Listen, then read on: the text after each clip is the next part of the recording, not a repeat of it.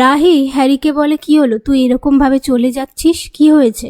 Harry বলে, কিছু না, এই বলে তড়িঘড়ি করে বেরিয়ে যায়। এরপর কনক রাহিকে বলে, তোমার কি মনে হয় আমি তোমার ভাইকে ঠিক করে আদর আপ্যায়ন করতে পারিনি? রাহি বলে, না না, আমি সেটা বলিনি। সেই মুহূর্তে রাহুল রাহিকে ঘরে ডাকলে কনক বলে, রাহুল তোমায় ডাকছে, যাও। তারপর রাহি সেখান থেকে চলে যাওয়ার পর রাধিকা কনককে বলে, তুমি হ্যারিকে কিসের জন্য ডেকেছিলে আমি বুঝতে পারছি, ওকে সবটা ঠিক করে বুঝিয়ে দিয়েছো তো? কনক বলে, হ্যাঁ, খুব ভালো করে বুঝিয়ে দিয়েছি। ওদিকে অনি হ্যারিকে বলে, খুব তো শাশুড়ির সাথে লুকিয়ে লুকিয়ে মিষ্টি খাওয়া হলো, মিমো দাদা আমাকে তো বলল সব ঠিক আছে। হ্যারি বলে, উনি আমার শাশুড়ি হলো কবে থেকে?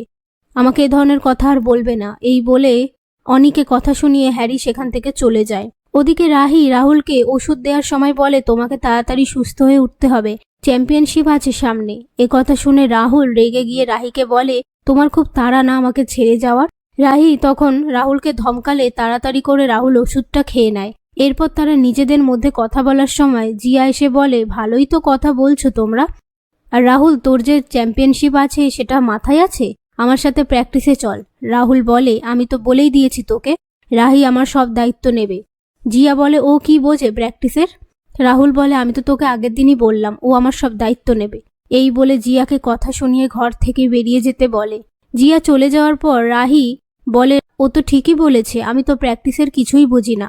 রাহুল বলে, তবুও তুমি আমার সাথে যাবে, সময় হলে পায়ে পয়সায় সব মিটিয়ে দেব। রাহি বলে, এটা আবার কি ধরনের কথা? রাহুল বলে, সময় হলেই বুঝতে পারবে। অন্যদিকে হ্যারিকে রাহি ফোন করলে আড়াল থেকে তিতলি সবটা শুনতে থাকে।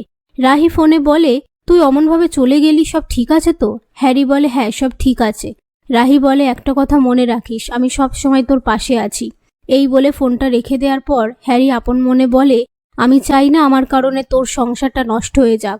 আমাকে যদি অনিকে ছেড়ে দিতে হয় আমি ওকে ছেড়ে দেব। এই কথাটা তিতলি শুনে নেয়। পরের দিন রাহুল রাহিকে টেনিস কোর্টে আনলে রাহি বলে, আমি ওদেরকে ডেকেছি যাতে তোমার প্র্যাকটিসটা ভালো হয়।